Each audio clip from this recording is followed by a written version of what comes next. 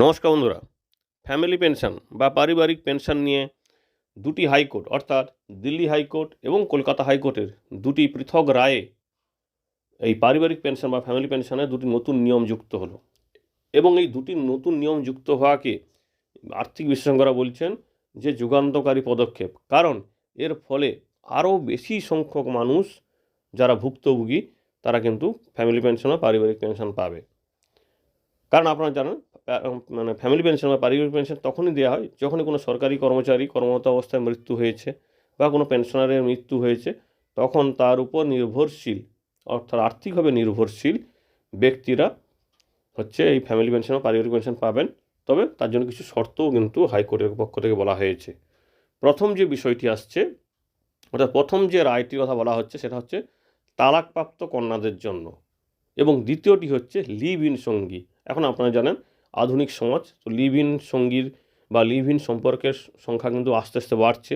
তো সেক্ষেত্রে live in সঙ্গী কি পেতে পারে, তো সেই বিষয়টিও কিন্তু পরিষ্কারভাবে বলে দেওয়া হয়েছে কোর্টের রায়। তো দেখে নিই, প্রথমে আমরা কলকাতা হাইকোর্টের রায়টি দেখি, যেটা হচ্ছে তালাকপ্রাপ্ত কন্যাদের জন্য।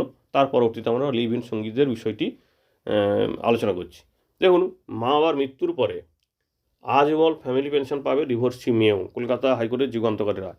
এমনিতে আপনারা জানেন যে ডিভোর্সি মেয়েরা বা তালাকপ্রাপ্ত কন্যারা এই ফ্যামিলি পেনশন পাওয়ার যোগ্য, কিন্তু তার জন্য কি নিয়ম ছিল? প্রথমে যে নিয়মটা ছিল সেটা হচ্ছে কি, এই তালাকটা হতে হবে হচ্ছে মা বাবার জীবিত থাকা অবস্থায়। কিন্তু পরবর্তীতে একটি নিয়ম বা সার্কুলার আসে যে সেটাকে মডিফাই করে, যে না, যদি আইনি প্রসেস শুরু হয়ে যায় সেটার ক্ষেত্রেও হতে পারে। তো তার জন্য কি শর্ত দিয়েছিল, কিন্তু এইখানে বিভিন্ন রকম সমস্যা, আইনি জটিলতার কারণে অনেক ক্ষেত্রে এই সমস্যায় অনেক কন্যা সন্তান যারা অসহায় তারা কিন্তু ফ্যামিলি পেনশনটা পাচ্ছিলেন না। তো সেই পরিপ্রেক্ষিতে কলকাতা হাইকোর্ট 9 তারিখ একটি রায় দিয়েছে। সেখানে বলেছে, দেখুন, সম্প্রতি কেন্দ্রীয় সরকারের পক্ষ থেকে সেন্ট্রাল অ্যাডমিনিস্ট্রেটিভ ট্রাইব্যুনাল ক্যাট এর একটি নির্দেশকে চ্যালেঞ্জ করা হয়। হাইকোর্টে রিট পিটিশন দাখিল করা হয়েছে। ট্রাইব্যুনালের এক বিবাহ বিচ্ছিন্ন কন্যাকে পারিবারিক পেনশন দেওয়ার নির্দেশ দিয়েছিলেন। কেন্দ্র সরকার যুক্তি ছিল সংশ্লিষ্ট মহিলার বিবাহ বিচ্ছেদের চূড়ান্ত রায়, অর্থাৎ সর্বশেষ যে রায়টি এসছে যেটা চূড়ান্ত রায়, সেটা এসছে কবে? বাবা মায়ের মৃত্যুর পর।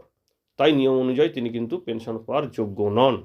এটা হচ্ছে কেন্দ্র সরকারের বক্তব্য যে এটা পাওয়ার যোগ্য নেই, কারণ তার চূড়ান্ত রায়টা এসছে বাবা মার মৃত্যুর পরে। তো তার পরবর্তীতে কলকাতা হাইকোর্টে এই মামলাটি যায় এবং কলকাতা হাইকোর্টে যুক্তিটি খারিজ করে দিয়ে ট্রাইব্যুনাল নির্দেশকে বহাল রাখে এবং আদালতকে স্পষ্ট জানিয়েছে পারিবারিক পেনশনের মূল উদ্দেশ্য হচ্ছে মৃত কর্মচারীর উপর নির্ভরশীল সদস্যদের আর্থিক নিরাপত্তা নিশ্চিত করা। আদালতের পর্যবেক্ষণ ও নতুন নির্দেশিকা। আদালতের যে ডিভিশন বেঞ্চ তাদের পর্যবেক্ষণ উল্লেখ করেন যে 19শে জুলাই 2017 সালে একটি অফিস মেমোরেন্ডাম অনুযায়ী চূড়ান্ত বিচ্ছেদ কখন হলো তার চেয়ে বেশি গুরুত্বপূর্ণ হলো বিচ্ছেদের প্রক্রিয়াটি কবে শুরু হয়েছিল। কারণ এর 2017 সালে নাকি এরকম একটা বিজ্ঞপ্তি জারি করা হয়েছিল। যদি কোনো বিবাহ বিচ্ছেদের মামলা সংশ্লিষ্ট সরকারি কর্মচারী বা পেনশনভোগীর জীবদ্দশায় সক্ষম মানে আদালতে দায়ের হয়, তবে ওই কন্যাকে পরিবারের অংশ হিসাবেই গণ্য করা হবে। অর্থাৎ বিবাহ বিচ্ছেদের মামলা যদি দায়ের হয়ে যায় তখন কিন্তু ওই কন্যাকে তার বাবা মার পরিবারের অংশ হিসাবে ধরা হবে। এমনকি যদি বিচ্ছেদের চূড়ান্ত রায় বাবা মার মৃত্যুর পরেও আসে, তবুও পেনশন পাওয়ার অধিকার কিন্তু কোনোভাবে ক্ষুণ্ণ হবে না বলে বলা হলো ডিভিশন বেঞ্চের পক্ষ থেকে। আদালত আরও মনে করিয়ে দেয়, ডিভোর্স হওয়া মানেই সেই নারী তার পিতৃগৃহের উপর আর্থিকভাবে নির্ভরশীল হয়ে পড়েন। বিশেষ করে দীর্ঘদিনের বিবাদ এবং আইনি দীর্ঘসূত্রিতার কারণে যদি রায় আসতে দেরি হয়, তো তার ফলে ওই আবেদনকারীকে পেনশনের সুবিধা থেকে বঞ্চিত করা সংবিধানের কল্যাণমূলক রাষ্ট্রের ধারণা পরিপন্থী। অর্থাৎ কোনোভাবে তাকে এই বঞ্চিত করা যাবে না। তবে তার জন্য কিছু শর্তাবলী দিয়েছে। আর্থিকভাবে নির্ভরশীল হতে হবে, অর্থাৎ আবেদনকারীকে প্রমাণ করতে হবে যে তিনি তার প্রয়াত বাবা মার উপর নির্ভরশীল আর্থিকভাবে এবং তার নিজস্ব আয় নির্দিষ্ট সীমা অর্থাৎ সাধারণত 3,500 টাকা সঙ্গে মহার্ঘ ভাতার নিচে হতে হবে।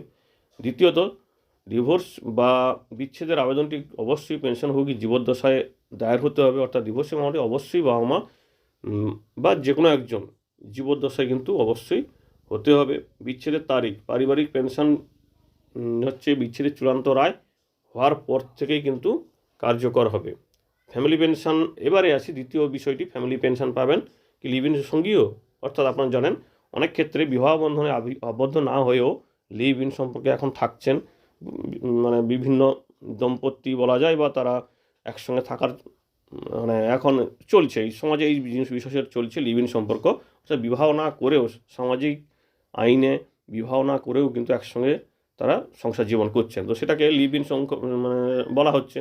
তো সেই লিভ ইন সঙ্গীরাও কি এবার ফ্যামিলি পেনশন পাবে, সেই বিষয়ে দিল্লি হাইকোর্টে একটি রায় দিয়েছেন। ঘটনার কেন্দ্রে আছেন এক অবসরপ্রাপ্ত সরকারি কর্মচারী। তার প্রথম স্ত্রী তাকে ডিভোর্স না দিয়েই ছেড়ে দিয়ে চলে গিয়েছিলেন। তারপরে 40 বছরের বেশি সময় ধরে তিনি অন্য এক মহিলার সঙ্গে লিভ ইন সম্পর্কে ছিলেন। তাদের 2 সন্তানও রয়েছে। কিন্তু পেনশনের নথিতে সঙ্গীকে স্ত্রী হিসাবে এবং তাদের সন্তানদের নাম অন্তর্ভুক্ত করতে চাওয়ার পরেই তার উপর কিন্তু শাস্তির খাড়া নেমে আসে। গুরুতর অসদাচরণ এই অভিযোগে মাসিক পেনশন এবং গ্র্যাচুইটির 50% তার আটকে দেওয়া হয়েছে এবং সেন্ট্রাল অ্যাডমিনিস্ট্রেটিভ ট্রাইব্যুনালও এই সিদ্ধান্ত বহাল রেখেছে। অর্থাৎ ওনাকে বলা হয়েছে উনি কিন্তু গুরুতর অসদাচরণ করেছেন, তাই ওনার মানে গ্র্যাচুইটিরও 50% আটকে দেওয়া হয়েছে এবং তার মাসিক পেনশনও কিন্তু আটকে রাখা হয়েছে। তো সেন্ট্রাল অ্যাডমিনিস্ট্রেটিভ ট্রাইব্যুনাল এই রায়টি বহাল রাখে। পরবর্তীতে দিল্লি হাইকোর্টে বিচারপতি নবীন চাওলা এবং বিচারপতি মধু জৈনের বেঞ্চ সম্প্রতি সেই রায় খারিজ করে দিয়েছেন। আদালত স্পষ্ট জানিয়েছেন ওই কর্মী কখনো তার সম্পর্কে কথা গোপন করেননি, বরং তিনি সব সময় এই সম্পর্কে কথা স্বচ্ছতার সঙ্গে বলেছেন, তাই একে অসদাচরণ বা প্রতারণা বলা যাবে না। এবং সেই সঙ্গে বলেছেন আদালত নির্দেশ দিয়েছে 6% সুদসহ বকেয়া পেনশন, অর্থাৎ যে পেনশনটা এতদিন ধরে আটকে ছিল সেই পেনশন এবং অন্যান্য যে সুযোগ সুবিধা অর্থাৎ গ্র্যাচুইটি সব কিন্তু মিটিয়ে দিতে হবে। একই সঙ্গে আদালত সরকারকে ওই কর্মীর অর্থাৎ ওই যে অবসরপ্রাপ্ত কর্মীর যে লিভ ইন সঙ্গী এবং সন্তানদের নাম ফ্যামিলি পেনশন বা সেই সঙ্গে CGHS অর্থাৎ সেন্ট্রাল গভর্নমেন্ট হেলথ স্কিমে হচ্ছে অন্তর্ভুক্ত করতে বলা হয়েছে এবং তাদের যাতে সেই সুবিধা পায় সেই বিষয়টিও কিন্তু পুনর্বিবেচনা করার কথা নির্দেশ দিয়েছেন। এবং সেই সঙ্গে আরও বলেছেন আদালত পর্যবেক্ষণে এটাও বলেছেন যে আবেদনকারী তার চাকরিকালীন সময়ে তার স্ত্রীর ক্রমাগত অনুপস্থিতির পাশাপাশি তার লিভ ইন সম্পর্কে কথা প্রকাশ করেছেন, তাই কূটনৈতিক পাসপোর্ট পাওয়ার ক্ষেত্রেও তার কোনো গোপন বা অসৎ উদ্দেশ্য ছিল না। সুতরাং ওনাকে কিন্তু কোনোভাবে এই সুযোগ সুবিধা থেকে বঞ্চিত করা উচিত নয়। এবং তার পরবর্তীতে আদালতের এই রায় অদূর ভবিষ্যতে লিভ ইন সম্পর্কের আইনি স্বীকৃতির ক্ষেত্রে অত্যন্ত তাৎপর্যপূর্ণ হবে বলে মনে করছেন আইনি বিশেষজ্ঞরা। অর্থাৎ লিভ ইন সম্পর্ক নিয়ে এখনও আমাদের সমাজ কিন্তু ততখানি সড়গড় নয়। তো সেক্ষেত্রে লিভ ইন সম্পর্কে থাকলে এই সুযোগ সুবিধা পাওয়া যায় নাকি অনেকেই জানেন না। তো হাইকোর্টের এই নতুন নির্দেশের ফলে বা রায়ের ফলে কিন্তু পরবর্তীতে লিভ ইন সম্পর্কে থাকা ব্যক্তিদের সে আমি ছেলে হোক বা মেয়ে হোক তাদের ক্ষেত্রে কিন্তু ফ্যামিলি পেনশন পাওয়াটা অনেকখানি অনেকখানি সুবিধা হয়ে গেল। তো ফ্যামিলি পেনশন নিয়ে দুটি হাইকোর্টের এই দুটি রায়কে আপনি কীভাবে দেখছেন সেটা অবশ্যই কমেন্ট করে জানাবেন এবং সেই সঙ্গে এই দুটি রায় আদৌ মানুষের পক্ষে ভালো নাকি সেটাও কিন্তু কমেন্ট করে জানাবেন। ধন্যবাদ।